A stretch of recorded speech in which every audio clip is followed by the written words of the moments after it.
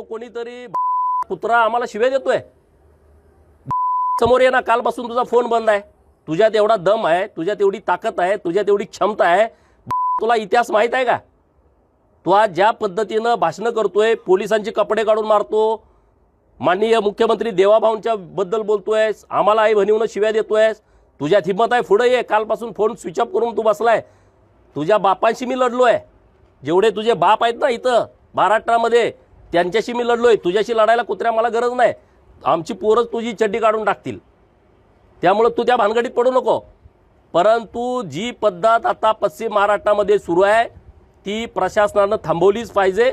छत्रपती शिवाजी महाराजांच्या पुतळ्याची जबाब माझ्यावर सोपवा।